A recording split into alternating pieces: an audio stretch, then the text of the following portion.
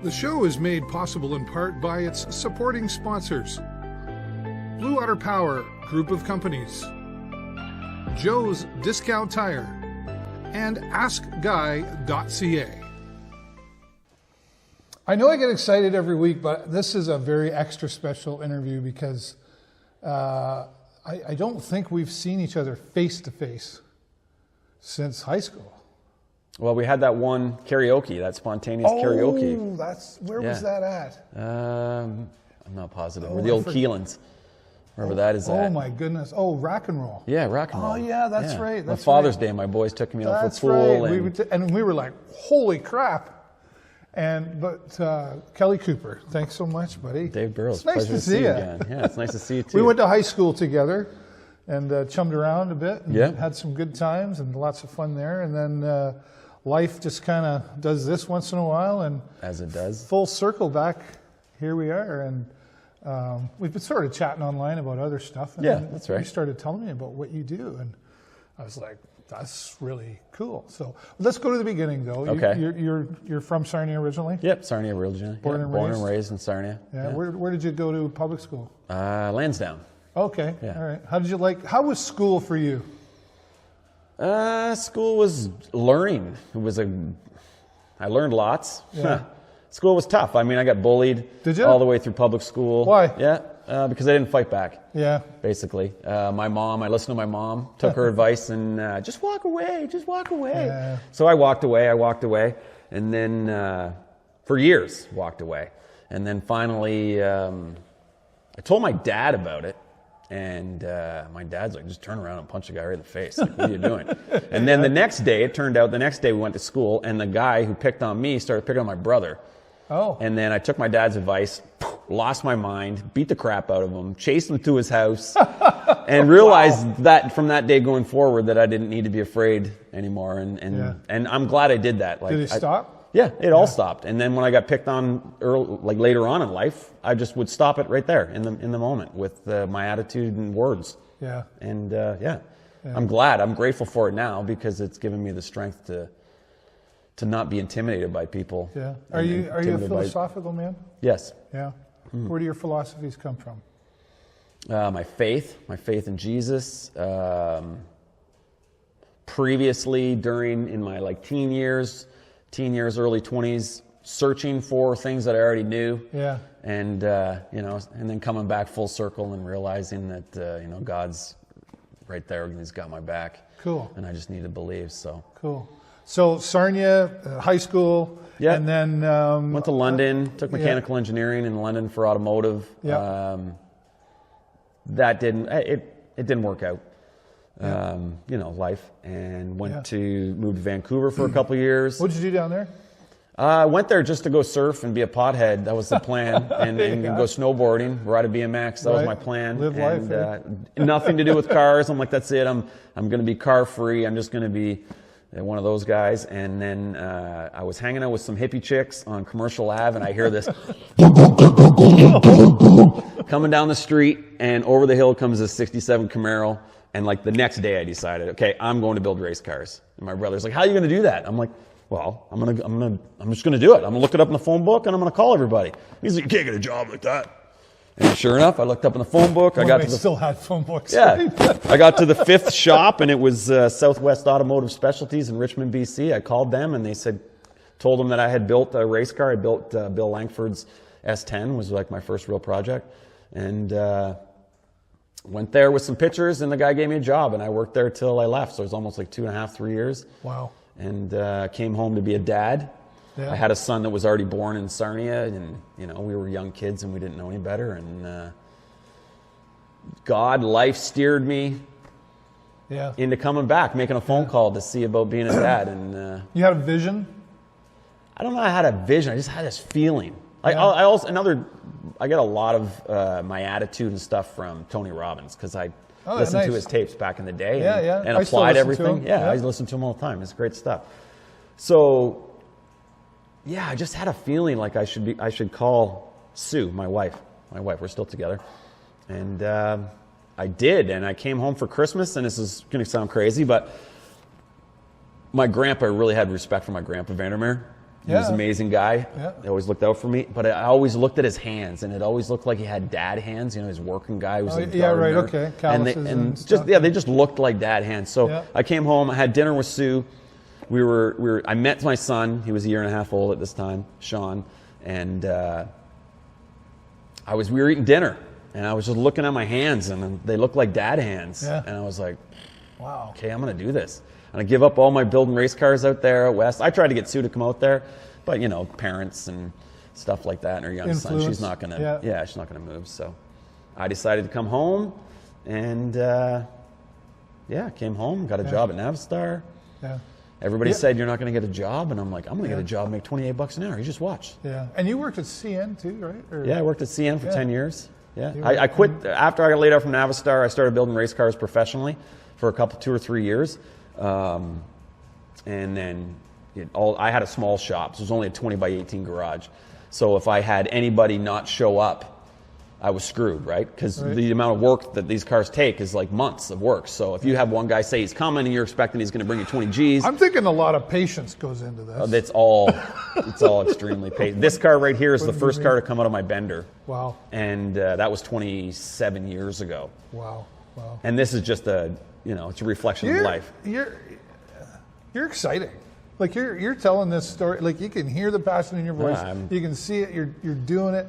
You know, and I feel like, you know how you go up to some friends, maybe from high school, and you go, "Hey, how's it going?" And they say, "Oh, living the dream." Yeah. You really are. I try to. Right? Anyways. You really are. Yeah, sometimes the dream just turns into the same old thing. Like, this thing looks like a piece of crap to me. My son's like, you just look at it too much, Dad. This thing's badass. And I'm like, the same thing with this. You know, you just look at it. This is your wife's? This is my wife's car, yeah. Pontiac Firebird? Yeah. It's been in our family, in the Cooper family, forever. I'm going to turn that light back on. Yeah, no, we're okay. Okay. My aunt's car, she bought it brand new. My brother bought it off of her. I came back from out west. I had no vehicle. So he's like, hey, you want to buy my Firebird? I can't fit my family in it. Right. So I said, okay, he made me payments. So I bought it. And I gave it to Sue. I drove her crappy Honda. And she put car seats in the back, and we had 2 kids. Raised both our kids in it. So she drove it for 15 years on the street. And That's amazing. It failed an E-test. So what are you going to do when you fail an E-test? You might as well put a small block in it. I suppose. Yeah, make it have more horsepower. Listen, let's talk about what you do. Okay, so you've been building race cars. We had kind of a walkthrough in one of the other buildings that you have. And talk about what you're doing with that. Okay, so I met Joe Van Overbeek probably 27 years ago. Happened to go into his shop. And who is he? Who is Joe Van Overbeek? Like car people would know who he is? Car people, Joe Van O. Yeah. That's why I took the name, was Joe Van O. Yeah. His business was called, this is the sign right here from his business, Joe Van Overbeek Race Car Bodies. Yep. So he was a local from Glencoe who liked Camaros and drag raced, and he started building race cars. And then he got saved, and he was gone. He went away for years, went up on missions up around Toronto, hanging out in the streets, went up north to some communes and lived up there. And then he had got a vision that he was supposed to be doing this again. So he came back down, started building race cars, and in the small amount of time, like within a 10-year period, went from building no fiberglass or carbon fiber parts to being known around the world. Just crazy. Like he ended up hooking up, just again, the right people. God put you in the right place and meet the right people. So, he met up with Ricky Carlos. Ricky Carlos was big in the streetcar scene in the early 90s. Okay. Joe made him some parts. Well, then Ricky uses Pat Musey engines. Well, Pat Musey is a famous engine builder in the States. So Pat Musey likes seeing the quality of parts that Joe made. Well, he wants his parts. So then the parts go on his car. And then Steve Graybeck and the Mustang hood. Like, I don't have a Mustang hood here, but like Joe made the first bubble hood. So this would be considered a bubble hood. Okay. All Most... hard to really see there, but that's okay. That's a bubble hood. We'll take a shot of it. Yeah. Okay. Joe designed the first bubble hood from this Firebird mold, and that went famous. Like every Mustang, it was on the cover of Pro 50 magazine. Every Mustang, the fastest Mustangs in the world, and Joe just started pounding those things out. And then it just evolved into him being an enigma. The beauty thing about Joe is that, so his business cards, all of his parts have this tag, basically the top of that sign, or in our parts, right? So at one point his phone number was in there, And some chassis builder was looking at the car. He's like, man, the calls him up. Like, the quality of your parts are phenomenal. Like, who are you? Like, can I get you these parts? The next day, Joe cut the card in half, so there's no phone number in it. Oh. I don't know why, because he's already too busy. So he turned himself into an enigma. So that even if you got him on the phone was amazing, because he never had a website. Never did. He did actually have a website for a little bit back in the early 90s, but he didn't push it. He wasn't out pushing his parts everywhere. Like, he wasn't at trade shows. He was just, people came to him. And if you could get him on the phone, well, that was amazing.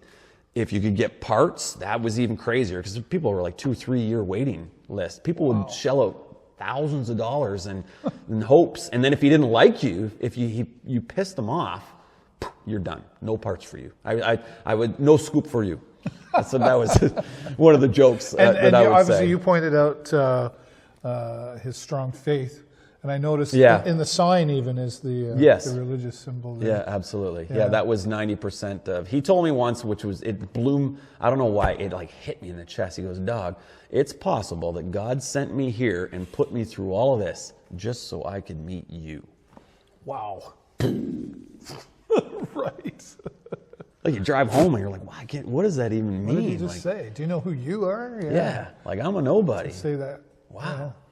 Well, it's interesting, though, because I'm pretty philosophical myself, and I believe, laws in the universe, that's how I'll describe it, but the connections of people and how we look at ourselves, quite honestly, is probably not as good as we should sometimes. Oh, I downgrade myself all the time. Yeah, so I've been doing it all week, actually. Like, oh, no. Yeah. Well, hopefully this changes Yeah, exactly. that. I was thinking today, I'm like, dude, you need to get more positive, because Dave's coming over. And yeah. But it's. I appreciate you bringing that up, because it's hard sometimes, isn't it, Kelly? Yeah. No matter what you believe in, whatever your faith is, it's still... It's not easy. Difficult. Like, I have friends that struggle to try to get anything done. And then they tell me, oh, you do this, you do that. And I'm like, yeah, but it's not easy. I don't just get up and like... Oh, there it is. Yeah, like, it's work. It takes work to go to the shop. It takes work to work 14, 15, 18. Like, when I was doing, back in the day, when I was working at CN, I was working, getting up at 5, going to work there, going to Joe's, working for a couple hours, going to my own garage and working for an hour, working 18, on average, at least 16 to 18 hours a day. Yeah. And I did that for 10 to 15 years because I wanted to race. The desire to race is so strong. And I don't even race. I let my wife drive, because I got smart a long time ago and realized that I had a race car, and I realized that, hey, if I let her drive and she likes it, hey, we need a new turbo. Oh yeah, no problem. Yeah, okay. Right? So you had a method there. Yeah, and it was smart. And we get to go, and then my whole family gets to go, and now the whole family's going. And now my wife drives the car, my son drives the car, and they both win. Like, my goal, they won on the same day in 2 different classes with the same car. Wow. I've never, you go down to Delaware? Is that what? No, we race Grand Bend, St. Thomas, but mainly Cayuga. I've never been. Canada Heads Up Never been to a series. Race. Oh, I'll have to come down. I'll bring it down. Yeah, I would love that. And you can be a guest announcer with me, because at the Canada Heads Up Shootout series, I am the race announcer. Oh, is that right? Yeah. Oh, that would be so I'm the cool. official drag race announcer for Canada Heads that. Up. So, yeah. Well, when is that? Let's set that up. I will message you the schedule, and you can pick out which day you want to come down, and we'll treat you like rock stars. Well, here we are. Let's go back to that conversation. You and I have known each other for years, but we didn't, beyond high school, we weren't hanging out or anything. And for no bad reason, life changed. Yeah. And then popping up at karaoke, and then we connected on Facebook, and and we chatted about some other stuff, and then now here we are. I was just like, wow, I could interview him. Why not? And now here we are, and now you're inviting me to do something that I sort of do already, but not for that. Like, right. And here, who knows where that could go? You don't know, right? That's right. So weird. Yeah, it's pretty wild, eh? It's good though. So. Obviously, like you said, you've made this a family affair. How old's your son now? Youngest son is 25. Oldest is 28. Yeah. And so family is everybody's close. Yeah. Everybody's. Just actually got a compliment on the weekend about how this friend of mine, his girlfriend, she's like, I'm really impressed with your family. Like, you guys actually look like you hang out and like each other and have fun with each other, like legitimately, not pretend. Yeah, not pretend. Yeah. No. And so what do your kids do? My oldest son, Sean, right now is the manager at Cherry Hill Mall. One of the managers at Cherry Hill Mall. Okay. He's educated chef and culinary management. Nice. I don't know why he's not pursuing that right now, but he's doing what he wants to do. Yeah. He's having fun. He's doing his own thing. What he wants to do. And then Nate is CPET, and he's working at. Oh man, I'm gonna get in trouble. He's working in the valley. He's working in the valley. Yeah, I think it's Origins or something. But yeah, he's working. And your wife, Sue, you said? Yeah, Sue is a medical lab technologist, but she's not in her field now. She got fired for no vax, so. Oh, okay, all right. Yeah. Well, so she's helped me. So she helps me. She takes care of all the paperwork, shipping, customers, dealing with customers. Yeah, because there's the business side to it. Yeah, right. She takes care of all that and allows me just to work, which is great. And she comes out and works. So she does layup, cuts materials, waxes, preps molds. So great, everybody's working together, and the fact that you can do that with your wife, like I appreciate. Some people wouldn't be able to work all day and then still have a personal relationship and whatever. And you've been able to pull that off. It's not easy. No, I was going to say not without its challenges. No, right? There's definitely its challenges, but yeah. What are you going to do? It's the life. It's the hand that we've been dealt. So there's no sense crying about it. Let's just get on with it. Like that's awesome. Now you brought up the vax thing, and we don't have to go down the rabbit hole, but what was the pandemic like for you and your family? Well, the Planned Demic was amazing. Knew it. The crazy thing about Joe, as being as religious as he was, like he had no television, radio. He said, God, if Dog wants me to watch TV, he'll tell me to go, and I'll go to somebody's house. No television, so no input like that at all. Just very well read, and he was telling me about this stuff 20 years. He was telling everybody about this stuff 20 years ago, and nobody believed him. Yeah. And then I started doing some research because he would tell me something, and I'm like, how does he know this? The computer, I'm like, what the? There's a black pope? What's this all about? Yeah. Like all this crazy stuff and taking you all down these wild paths before anybody even talked about this stuff, right? So when it happened, it was like, man, like he told me once, he goes, Dog, I got a vision that in order to get to Toronto, there's going to be checkpoints outside of Toronto, and you're going to have to tell them where you're going and how long you're going to be there, just like it is going to be at the border. Really? And then, boom, you're not allowed to travel. You're not allowed to do everything. Like it prevented me from. I don't deliver all my parts, but if we make a body, Joe's had stuff crushed. So this poor customer spends $20,000 US, whatever, waits 2 years, and then the shipping company crushes the body. And then leaves it and runs away. So we decided that if we're going to ship a body, we'll just do it ourselves. Either I'll take it personally. The first one we did went to Florida, so Sue and I took it ourselves, which is pretty awesome. Yep. So you said the Planned Demic in there. Yes. So you believe that was a government thing? I believe it's bigger, but it's absolutely government. I just learned stuff today. I just read a book. Oh man, I wish I could name the name of that book. I'm just going to find it. How do you confirm facts about that? Well, this book that I just heard about today is called Fishman's Fraud, and it's by a PhD. She has a PhD in statistics. Right. And she went through and started looking at all the statistics and the paperwork that they used to lock everybody down, the science that they used to lock everybody down, and she went through it and found it was all BS. Yeah. Right. And found that it was actually the opposite, where when they were saying that unvaccinated people were causing the vaccinated to be sick, it was actually the opposite, and the people that were sick in the hospitals were vaccinated, and she went through and tried to find out all this information so that, what was that, Fishers? Did I just say the name? Fisher's Fraud? That's what I just said. I think so. Fishman's Fraud, yeah. Okay. The Rise of Canadian Hate Science, as this book's about. Anyways. Because obviously everything I'm still torn with it all, right? During the time of it, I put faith in our government and whatever. I did not at all. Well, I'm learning more and more post-pandemic, right? I'm still working on where I sit with it, but would you say that the pandemic divided people. On purpose, yes. Yeah, on purpose. On purpose. Yeah, why? For sure. What's the purpose? What would be the purpose to divide people? Yeah. To create animosity and hate between people, and then you divide them. If you're divided, you're not together. So they stopped everybody from getting together, little groups, small groups, everything, right? So nobody could even talk about it.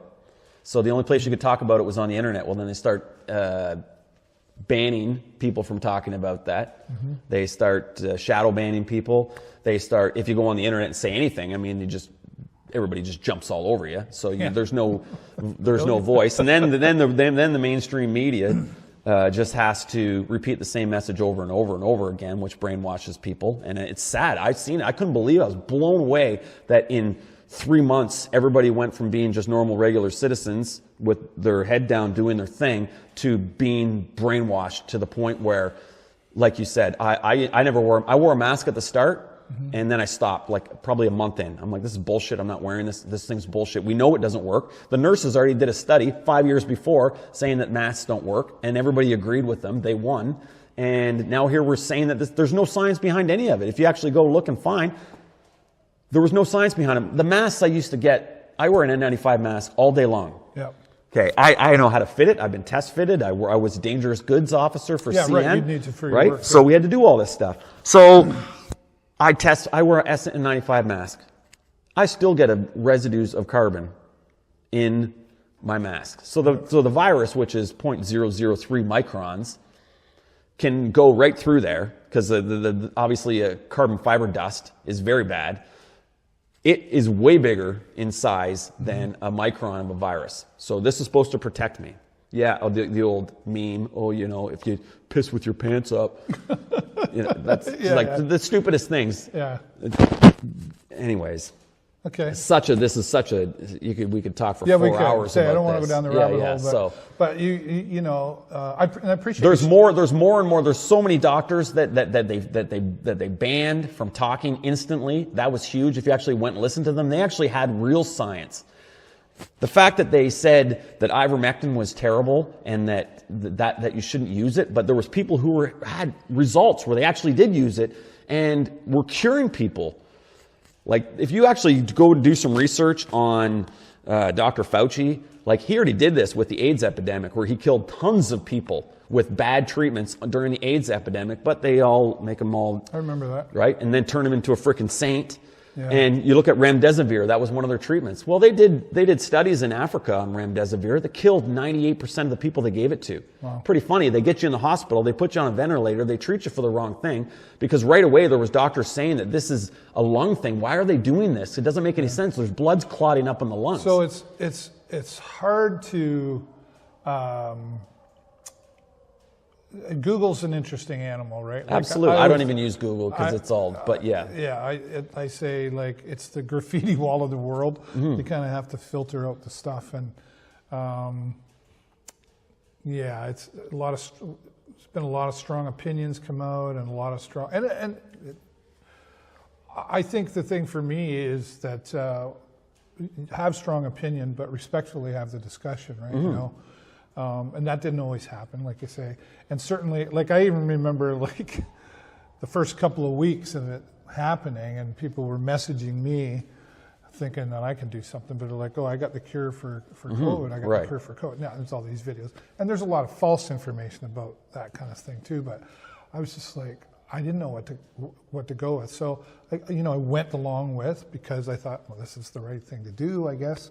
But there's a lot more coming out now that's being revealed, of course, and I think some people, including myself, need to educate ourselves more. And I think the difficult thing for me was, like, is this true or is this true? Well, that's the thing, right? Because anybody can register a .com and write about whatever they want. So I appreciate you sharing that, because there's a couple things. See, things that I was paying attention to before it even happened. So there was Agenda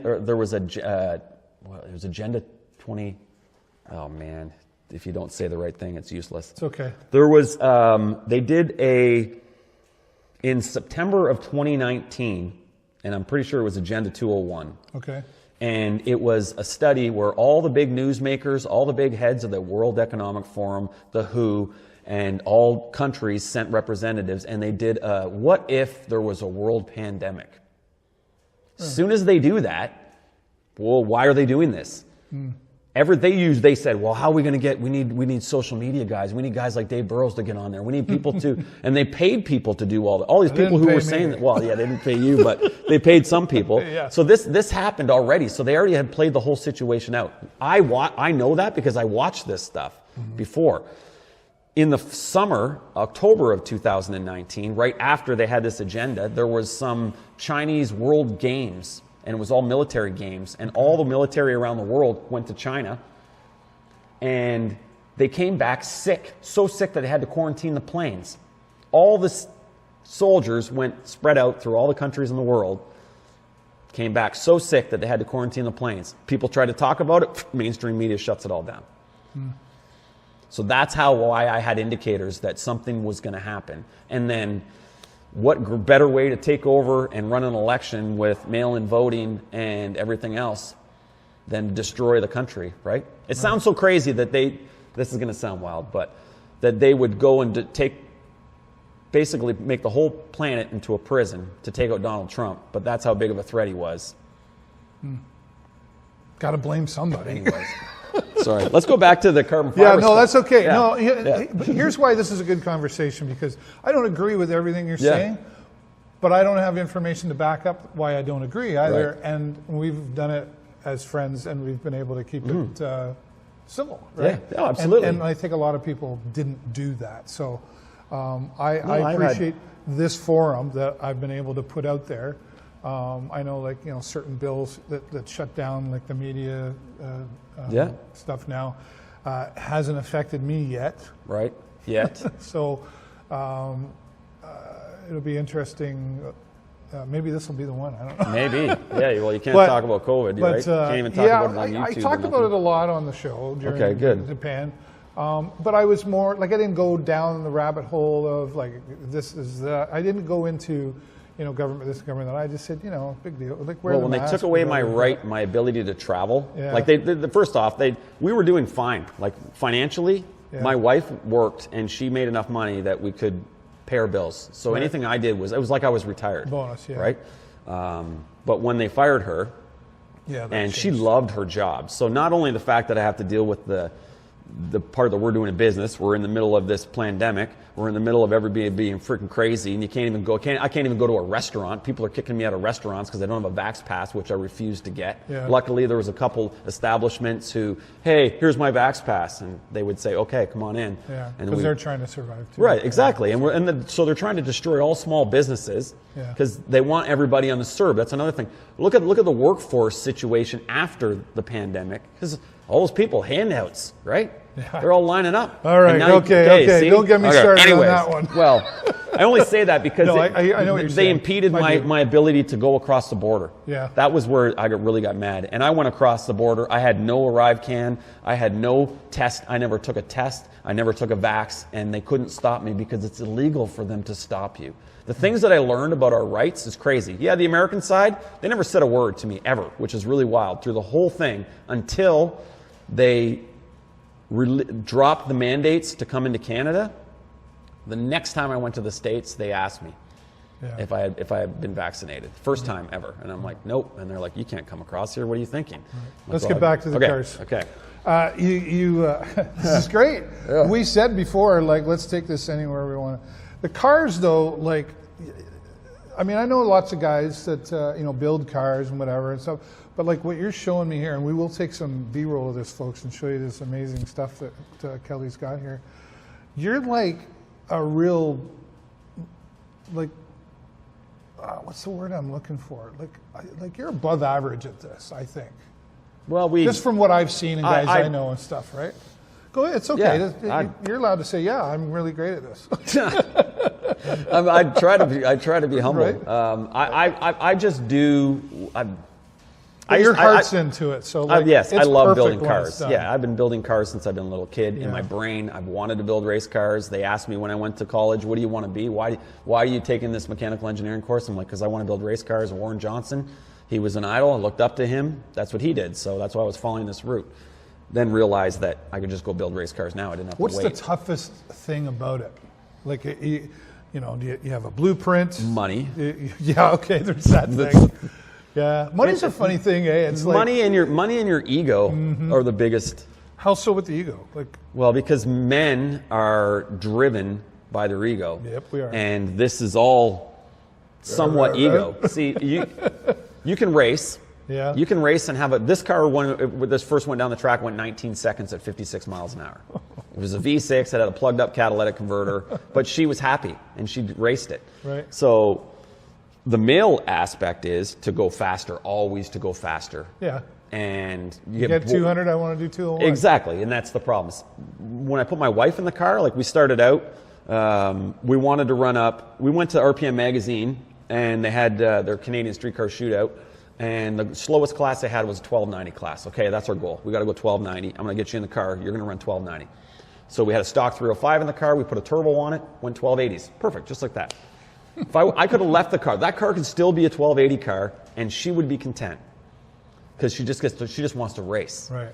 The thrill of the race. You want her to go faster. I want to go faster because I want to work on a car and I want to build a car. So this car that was now a 1280 car she made her best quarter mile pass this year. She went 8:58 at 160 miles an hour, and that's not even turning it up. What's the fastest you've ever gone in something? In this red car on the wall, Tom Craig's car. Okay. We partnered together on that. That car was naturally aspirated, so no power adders. It was all on the motor. Was 425 cubes. I had built the chassis in it. It had a roll cage by FJ, but all the suspension was built by me. All the rest of the fabrication was done by me. And we went 801 at 171 miles an hour. Naturally aspirated. And in that time, we were within the top 10 quickest cars in North America, in the United States, too, because we used to race it at Milan. I think of and I hope there's no statute of limitations on this. I remember having an old four-door Malibu Classic, 77, and it was I think it was 354 barrel, all that sort of stuff. And I remember going from Sarnia to Petrolia at 100 miles an hour. Yeah. And I thought, holy crap, like I was like 18. So I was stupid. Yeah. But didn't get caught. But I remember the feeling at 100 miles an hour, and now to almost double that. Double that, and then you have to think about in the time that we do this. Right. This car goes. That went 160 miles from 0 to 160 miles in 1,320 feet. Like that's just phenomenal. Right. Like I can get going. I'm just trying to even watch that. As you were coming in here, the driveway's all covered in rubber. So we make test hits in the driveway, and we can go from a dead stop and be 100 miles an hour by the time we hit the garage. Like that just blows my mind. It's crazy. So and that's not even like the cars that I work on, the cars that I'm building cars for people, the carbon stuff. These guys. Just last week we had the fastest Pro 275 car in Canada in here, and that car has been 217 miles an hour in 660 feet from a dead stop on a 270. Yes, no wheelie bars on a 275 60/15 tire. So that's a tire. Well, they're right there, but that's like this big. So, like that still is just like. Is it technology that's doing this? It's technology, yeah. It's all technology. Not like you got some special... There's no voodoo. It's metal, all technology. no, but like a metal thing you put on the thing to make the thing go fast. Like, I don't know. I'm obviously... these cars make... I don't change the oil. These cars make 4,000 horsepower. Yeah. And then it's just... it's traction control. Okay. So the computers are huge. So they have sensors that'll just like ABS, like your ABS sensors that know if it does the same thing. Yeah. So if it feels that it's losing the tire, meaning that it's going to spin the tire, it'll pull power out, and it'll do it so quickly now that it maintains the traction. Like I remember, Joe and Dolly. Yep. So I saw his Ferrari, and he's telling me how it's like, oh yeah, like this will tell you like the tires have to be a certain temperature before you really should drive it, and it tells you. And I'm like, what? like I get in my Kia Soul or my van, and just away I go. I know I'm not racing. Right. But, and then I sit in my buddy's, like my van's at like, I don't know, it's a 2012, so it's old. and then I get in somebody's brand new car or whatever, and I'm like getting a massage in my back. Yeah. And it's like, we were driving down in our friend's vehicle, Volkswagen, I think, and for some reason we got too close to, all of a sudden the vehicle in front of us started to stop. Oh yeah. And my wife was driving our friend's car, and all of a sudden it knew to stop. Right. And that was just weird to me. I mean, gratefully. Yeah, right. But what about like these friends of ours were away, and I think it was Phoenix or something, and they called an Uber, and it was like a self-driving car. Oh, that'd be weird. I don't know that I could do it. Yeah. But have you seen those? I've seen them. Yeah. I'm not interested No? in that. No. We're not going to start unattendedly racing, are we? Who knows? It wouldn't be the same. It wouldn't be the same. You want to be in the vehicle. It's the same thing. They're slowly doing the progression. There's getting some electric cars in the drag racing scene, which are extremely impressive. But what do you think of the electric car? I have no problem with technology and moving forward with everything. It just should not be mandated. Right. That's gotcha. it. Yeah. It's so stupid. Yeah. Right. Yeah. It's been an interest. That's another interesting story. Right. I know. But it's one thing. I've seen I've seen like Harley. personal choice. Everything should be personal choice. Yeah. Like, 'cause I'm next, right? Like we do this interview. Justine sees me. Like I'm going to be enemy number one because we're against the planet. We must be against the planet because look at the carbon footprint we're putting down in here. Yeah. You know? Even though these cars have already paid their carbon footprint many years ago, and to do what we do, they're the most efficient that the cars can be. Like there's no fuel spewing out the tailpipes when it's going down the track, because in order to be fast, you need to be efficient. So, are you into motorcycles at all? Hell yeah. Yeah. Do you have one or? No, I rode one a couple times and then lost my knees. Oh, so yeah. I stopped that. But I worked at headquarters, we built high performance Harley Davidson race engines for a couple of years. And they've got some electric motorcycles. I was down at Rockies there, just pre-pandemic or middle of the pandemic, whatever. And the guy was in there and had just test driven one of these electric Harleys. And really? This thing just flew. Oh, I'm sure it does. They accelerate like crazy. But he didn't buy it.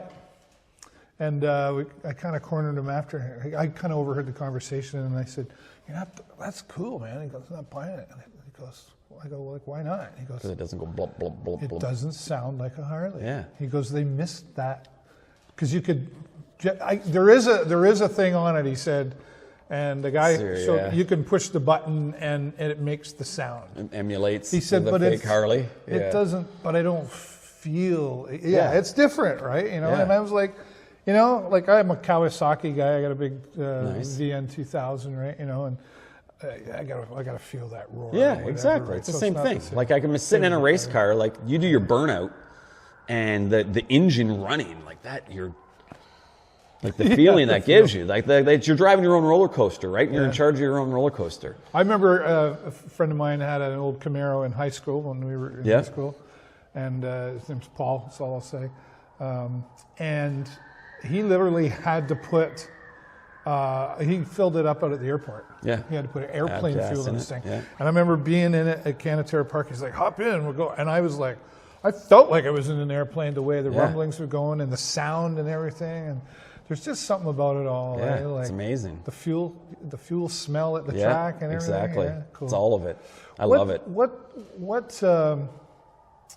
I can still pull up. We get to a drag strip and I can see it. As soon as I see it, I get butterflies in my stomach, and I'm not even racing. Just because. How do you drive a normal car? Depends on what car it is. I try to be. Yeah. You're and just so you know, I can tell people where we are. Well, we're in Beecher. Put it that way. Okay. All right. Yeah. So. I'm not open to the public, so. Yeah. No, I get you. So it's like, but I remember you talked about finding this property, and it was just a perfect fit for you. Yeah. And there was a risk involved to all of this too, because you said like you were debt-free, house paid off. Yeah, went $500,000 in debt. Yeah. It's crazy. But you're loving it. Yeah. I mean, I don't know what, like, I would have been fired at my job. Yeah. Either that or I would have fought it, and then I'd be suing them now. Right. But for wrongful dismissal. But the beauty part about drag racers they're so focused. The whole world could be on fire, and they're sitting at a kitchen table going, okay, what am I doing? Because we're going racing next week. Right. So that whole community, we did not lose anything. We had record year after record year. We started it right during the pandemic. Like, if I would have known, I quit my job at CN in September 2019. Right. And then boom, we're in a pandemic. Like, are you kidding me? Like, this is the stupidest time ever to start a brand new business. Right. Right? But racers kept coming through and sending us money. Yeah. And keeping us afloat. You mentioned a mutual friend of ours, speaking of racing, was Ryan Kerr. Yeah.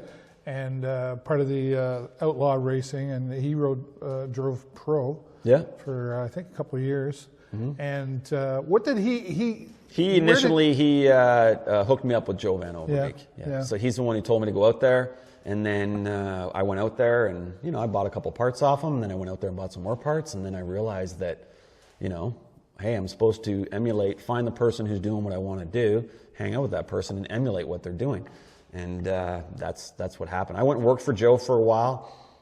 It didn't make any sense. Looking back, he said something to me, and it offended me. Oh. Basically told me that me coming there was more work for him. Now I get it, because now that I do the job and I do it by myself, if someone else is coming, you spend more time watching what they're doing, and you don't get anything done. Yeah. So I get it, but it drove me away, and it actually worked out good, because there was a guy here, Bo Smith, that I work with, and he comes and helps him work. And because I'd left, Joe needed someone to help out, so Bo went and started working there, and he got to have that whole experience of working with Joe. So then, like, if I built a car for somebody, it had to have a Joe Vano hood. Like, get that Mustang, get that piece of crap off there. Like, that's one of my things. You got to have this hood, and because they're so awesome, everybody was all for it. And so I would just go hang out with Joe, and I would help him. And he started building race cars. A lot of people don't know that about him. He didn't do this first. He built race cars first, and then was dissatisfied with the quality of product he was getting, so he started doing his own. And like I said, in like 20 years, went from being a nobody in Glencoe to being an enigma and a legend all around the world. Yeah, like to the point where one of my first customers, Kyle Hop, calls me from Australia and says, "Hey, I want to send you money." Like, these people, like I could be just ripping them off, but it's not true. It's not what I'm doing, but it just blows me away that even today. But you bought the name too, like that was the whole thing. Like, it didn't make any sense. So there's the name and the cards, and the cards were the biggest thing, and that's the Joe Van Overbeek. Like, everybody looks, it's a Joe Van O because it's got the red tag, and it's like my Levi's tag, right? Okay. Oh yeah, nice. Mm-hmm. Yeah. What's next for you? Do you have? I always like to ask this question. Do you have a bucket list that you're checking off, or no? What's next for me? Somewhere on the planet you want to go, or somewhere you want to race, or a car you want to race that you haven't? Keep things the way they are in Canada. I think I'd like to make a move to the United States. Yeah. I think it's more conducive, especially for my kind of work. Trying to get employees is very difficult. Yeah.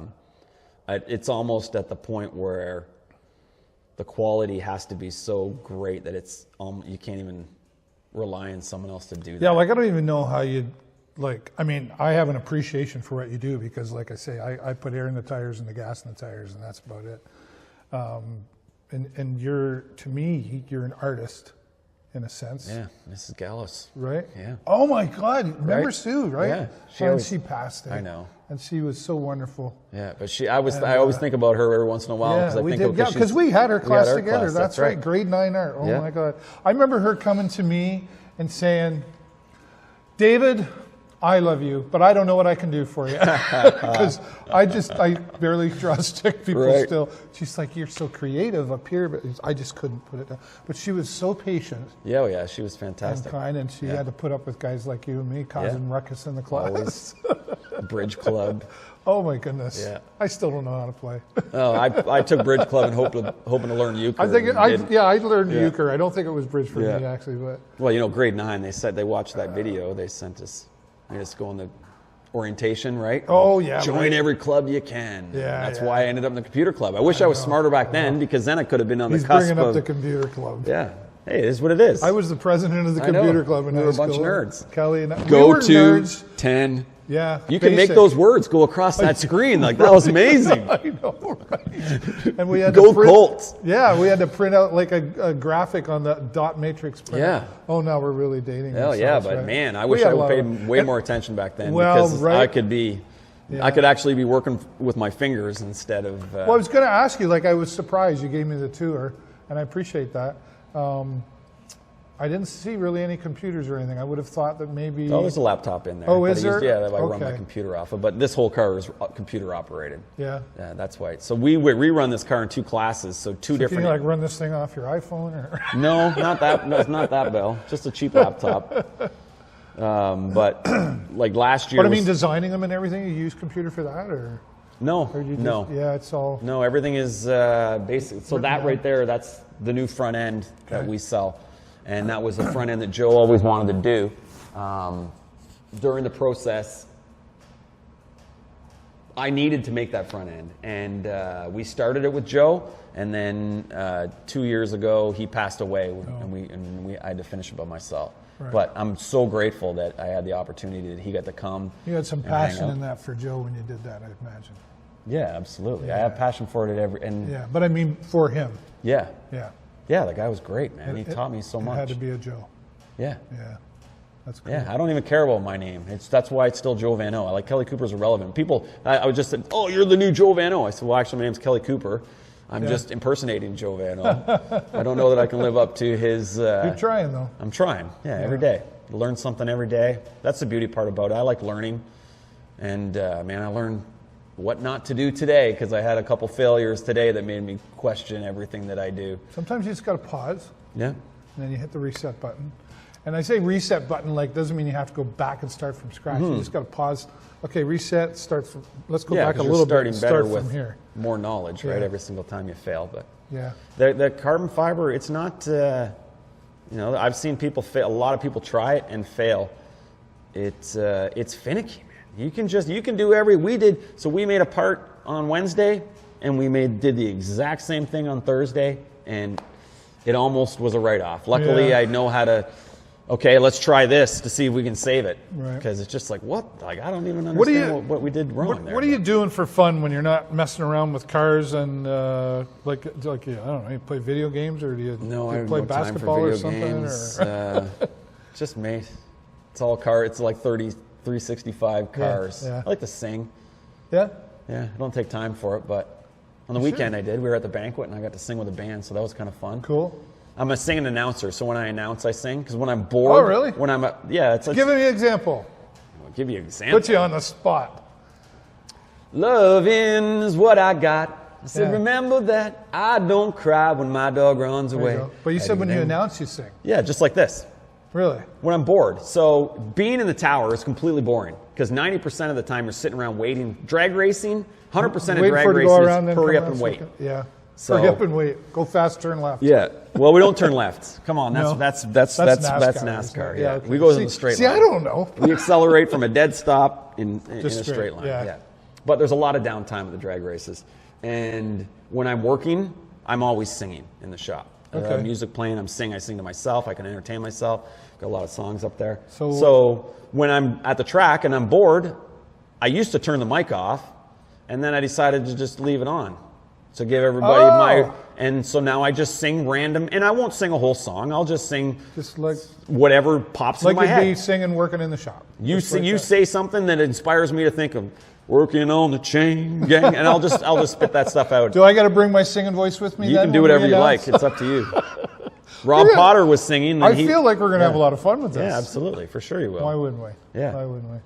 Kelly, I got to tell you, man, I've been looking forward to it. And I know we had this set up once, and we had to cancel because of the weather. All good.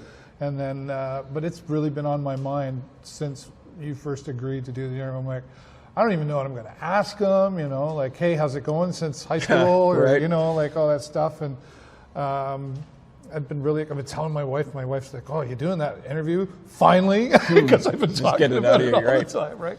So I really appreciate you, man. I appreciate. And I have a feeling that we do this more often.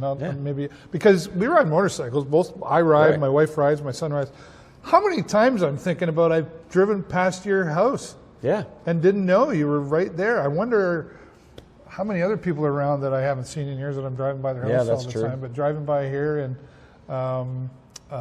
I just might, you never know, I might pop in one day. Do you guys tent? You guys camp with your motorcycles? No, we haven't done that, but I'm not opposed to it. Like I mean, you can camp at the track. That's camping all weekend, or you can get a hotel and drive up there to Cayuga. Yeah. It's a nice trip. Take the number 3 Well, we're up there. looking for stuff to do. I'm close to retirement. Oh, there you go. Really? I don't plan ever retiring. Well, right. I feel like I'll be... I tell people now I'm semi-retired. And they're like, no, you're not. You're like busy all the time. And I'm like, I'm by choice not have to. Exactly. So I'm very grateful for that. That's a whole other story. But thanks one more time, buddy. So thanks, Kelly Dave. Cooper, can people find you on Facebook for this? They can go on Facebook. I got a Facebook page, Joe Van O. Okay. Or you can go, our website is joevano.ca. Okay. Or you can come check us out at the Candidate Heads Up Shootout Series, which will be racing all next year at Cayuga. Cool. And Kelly Cooper on Facebook. I'm sure he'd love your questions, etc. Sure. Unless your name is Justine. Yes. I would love to talk to that guy. But anyway, sure that's another show. Sure, I'll just be speaking some Putin propaganda. There we go. Oh boy. Thanks again. And for all of you watching, you know what I'm going to say. Click the like and the love button for Kelly here. But click the share button. Dave. Thanks, man. Yeah. I'll take it too. Click the share button so we can share Kelly's story and everybody else here on the show. But right now, that's all the time I got for you this week. Have a great week and an even better weekend. We'll see you next time right here in the show. Bye for now. Awesome.